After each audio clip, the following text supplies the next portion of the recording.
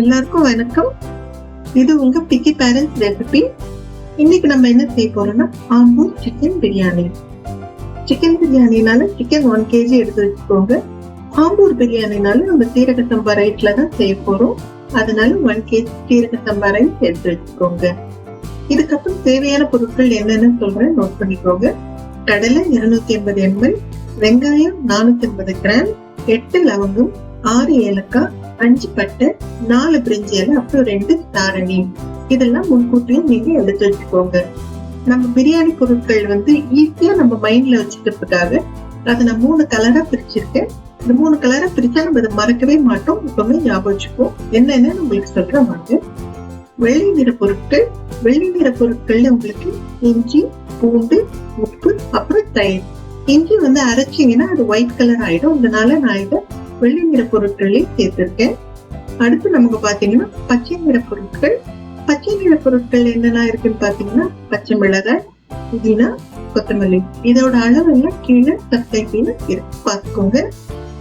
அடுத்து சிவப்பு நிற பொருட்கள். சிவப்பு நிற பொருட்கள் என்னெல்லாம் இருக்குன்னு பாத்தீங்கன்னா தக்காளி, காஞ்ச மிளகாய், அப்புறம் காஷ்மீரி மிளகாய். சோ இதெல்லாம் நீங்க முன்னாடியே அளவு பார்த்து எடுத்து ரெடியா வச்சுக்கோங்க. எடுத்ததுக்கு அப்புறம் ஆரம்பிங்க. இதோட அப்கோர்ஸ் நமக்கு தண்ணி தேவைப்படும். தண்ணி 800 ml, அப்புறம் ஒரு மீடியம் சைஸ் லெமன் எடுத்து வச்சுக்கோங்க. சமைக்கிறதுக்கு முன்னாடி ஒரு விஷயம் பண்ணணும், இதை நோட் பண்ணிக்கோங்க. இந்த காஞ்ச மிளகாய் எல்லாம் ஒரு 10 இருந்து 15 நிமிஷம் ஊற வச்சுக்கோங்க. ஊற வச்ச அப்புறம் ஊற வச்ச அந்த மிளகாயும் நல்ல பேஸ்டா அரைச்சுக்கோங்க. பூண்டு, இஞ்சி இதையும் தனித்தனியா பேஸ்டா அரைச்சு வச்சுக்கோங்க. அப்புறம் நம்ம எடுத்து வச்சிருக்க தக்காளியும் பொடியா நறுக்கணும். இது ஆம்பூர் ஸ்டைல்னால பொடியா நறுக்கணும். வெங்காயமும் தின் ஸ்லைஸா எடுத்து வச்சுக்கோங்க. வாங்க சமைக்கலாம். ஒரு பெரிய பாத்திரமோ பிரியாணி டபராவோ எடுத்துக்கோங்க. அதில் 250 ml கடலை எண்ணெய் எடுத்து வச்சிருக்கோம் இல்லைங்களா, அதை போட்டுட்டு நல்ல சூடாகட்டும். எண்ணெய் சூடானதுக்கப்புறம் நம்ம எடுத்து வச்சிருக்க இந்த பிரியாணி மசாலா பொருட்கள் இருக்கு இல்லைங்களா, அதை போடுங்க. எண்ணெய் சூடானப்புறம் போட்டுட்டு லைட்டாக ஒரு கரண்டி வச்சு அதை வதக்கிட்டே இருங்க. அது தீயக்கூடாது. தீஞ்சிச்சுன்னா அதோட ஸ்மெல் பிரியாணியில் அப்படியே ஒரு தீஞ்ச ஸ்மெல் அது இருந்துகிட்டே இருக்கும். அது பசங்களுக்கு விரும்ப மாட்டாங்க. அதனால ரொம்ப கேர்ஃபுல்லாக இருங்க இந்த பாயிண்ட்ல. ஒரு நிமிஷத்துக்கு அப்புறம் நம்ம வெட்டி வச்சிருக்க அந்த வெங்காயத்தை அதோட சேர்த்துருங்க. வெங்காயமும் பார்த்தீங்கன்னா அதை போட்டுட்டு அதை வதக்கி விட்டுக்கிட்டே இருக்கணும். ஒரு கேப் விட்டு பண்ணுங்க. அப்போ தான் அது ஒழுங்காக ஃப்ரை ஆகும்.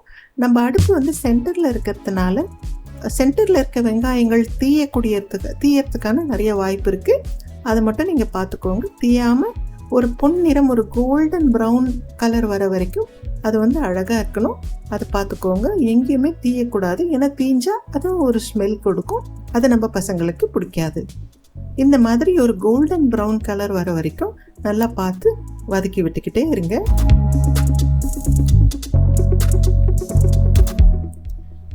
இப்போ நம்ம எடுத்து வச்சிருக்கோம் இல்லைங்களா இன்க்ரீடியன்ட்ஸ், அதை ஒன்றா அந்த ஆனியனில் போடலாம். ஆனியன் ஓரமாக ஒதுக்கிட்டு நடுவில் அந்த எண்ணெய் இருக்குது பார்த்தீங்களா, அந்த எண்ணெயில் நீங்கள் அரைச்சி வச்சுருக்க அந்த சில்லி பேஸ்ட்டை ஆட் பண்ணுங்கள். நம்ம எந்த விதமான பிரியாணி மசாலாவோ எதுவும் போட போகிறது கிடையாது. இந்த பேஸ்ட், சில்லி பேஸ்ட் எண்ணெயோடு சேர்ந்து அது மிக்ஸ் ஆகி ஒரு அழகான ஒரு கலர் கொடுக்கும். அந்த கலர் தான் நமக்கு பிரியாணிக்கு வரப்போகுது. எந்த விதமான கலரிங்கும் நம்ம போடக்கூடாது. அது குழந்தைங்களோட வயிற்றுக்கு நல்லதே கிடையாது. ஒரு 2 நிமிஷத்துக்கு நல்லா மிக்ஸ் பண்ணி விடுங்க. இதில் உங்களுக்கு பிரியாணிக்கான கலர் எப்படி பிரியாணி வரப்போகுதுன்னு தெரிஞ்சிடும்.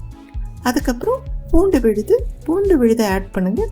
பூண்டு நீங்கள் ஆட் பண்ணும்போதே ஒரு அழகான ஒரு ஃப்ளேவர், ஒரு மனம் வரும். அது ரொம்ப நல்லது.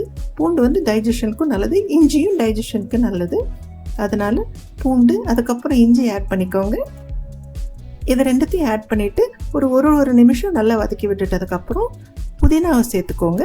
புதினா இலையை சேர்த்துட்டதுக்கப்புறம் ஒரு 30 செகண்ட்ஸ்க்கு அப்புறம் மல்லி இலை எடுத்து வச்சுருக்கோம் இல்லைங்களா, அதையும் சேர்த்துக்கோங்க. மல்லி சேர்க்கும் போதே உங்களுக்கு நல்லா அந்த பிரியாணி வாடை வந்துடும். பசங்க கிட்ட ஓடி அம்மா எப்போ பிரியாணி எப்போ கொடுப்பீங்கன்னு கேட்க ஆரம்பிச்சிருவாங்க.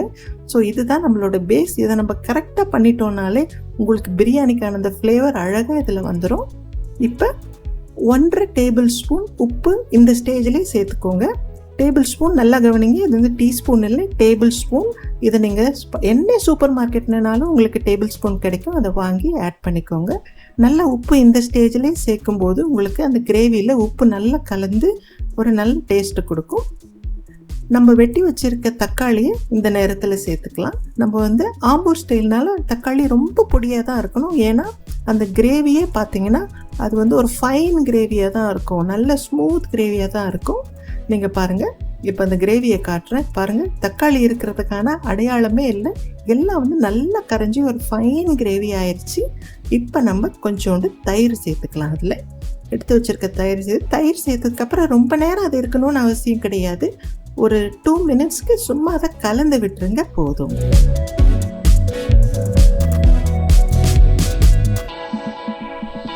இப்போது நம்ம எடுத்து வச்சுருக்க 800 ml தண்ணியை இந்த கிரேவியோடு சேர்த்துக்கிட்டு நல்லா கலந்து விடுங்க. கிரேவி பாயிலிங் டைம் பார்த்தீங்கன்னா ஃபஸ்ட்டு ஒரு 3 நிமிஷத்துக்கு நல்லா ஹை ஃப்ளேமில் வச்சுருங்க. நல்லா தளபுளன்னு கொதிக்கட்டும். அதுக்கப்புறமா ஃப்ளேமை சிம்மர் பண்ணிக்கோங்க. ஒரு 12 நிமிஷம் வந்து நல்லா இந்த கிரேவி மிக்ஸ் ஆகி வேகட்டும்.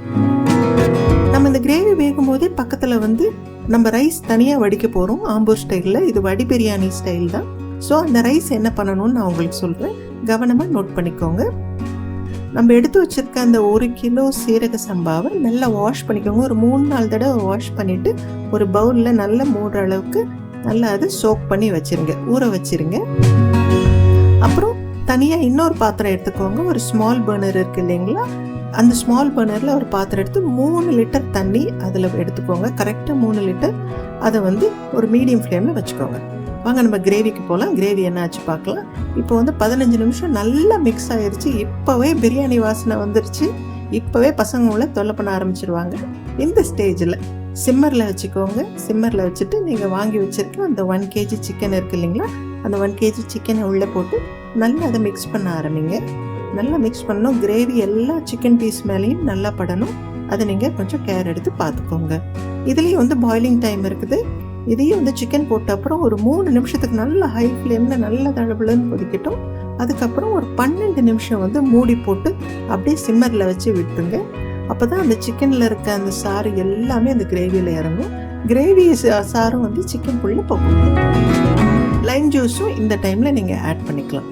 இப்போ வந்து நீங்கள் டேஸ்ட் பண்ணி பார்த்துட்டு இன்னும் கொஞ்சம் உப்பு சேர்த்தா நல்லா இருக்குமே, இன்னும் கொஞ்சம் காரம் சேர்த்தா, இன்னும் கொஞ்சம் புளிப்பு சேர்த்தா நல்லா இருக்குமே நீங்கள் ஃபீல் பண்ணிங்கன்னா இந்த ஸ்டேஜில் நீங்கள் அதை பண்ணலாம்.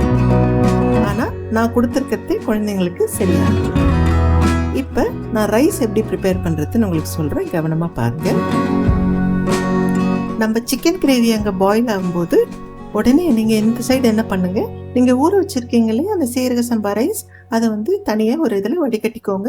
20 நிமிஷத்துக்கு மேலே சீரக சம்பா ஊறக்கூடாது, இல்லைன்னா குழஞ்சிரும். ரொம்ப கேர்ஃபுல்லாக பார்த்துக்கோங்க. அதுக்கப்புறம் இந்த 3 லிட்டர் தண்ணி நம்ம இன்னொரு பாத்திரத்தில் நம்ம பாயில் பண்ணிகிட்ருக்கோம் இல்லைங்களா, அதில் 2 டேபிள் ஸ்பூன் உப்பு போடுங்க. மறுபடியும் சொல்கிறேன், இது டீஸ்பூன் இல்லை, டேபிள் ஸ்பூன். இதுக்கான அளவு ஸ்பூன் எல்லா சூப்பர் மார்க்கெட்லேயும் கிடைக்குது, அமேசான் அந்த மாதிரி ஆன்லைன்லேயும் கிடைக்குது. அதை வாங்கி வச்சுக்கோங்க. நல்லா இந்த மாதிரி கொதி வந்த உடனே நம்ம அந்த ஊற வச்ச 1 கிலோ சீரக சம்பா ரைஸை அதில் போடுங்க.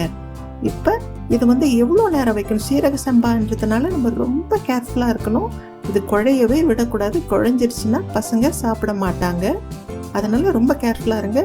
ஒரு 2.5 நிமிஷத்துக்கு மேலே நம்ம இதை வந்து பாயில் ஆகவே விடக்கூடாது. எப்படி சீரக சம்பா வந்து ரெடி ஆயிடுச்சு நமக்கு தெரியும்னா, ஒரு 2 நிமிஷத்துக்கு அப்புறம் ஒரே ஒரு அரிசி எடுத்து இப்படி கையில் நசுக்கி பாருங்கள், அது அழகாக நசுங்கும். இது நசுங்கிருச்சுனாலே நம்மளோட சீரக சம்பா இஸ் ரெடி. இதை வந்து நீங்கள் எப்பவுமே மனசில் வச்சுக்கணும். குழைய விடவே கூடாது. பசங்களுக்கு குழஞ்ச சாதம் பிடிக்காது. அதை வந்து உடனே வடிகட்டிக்கோங்க.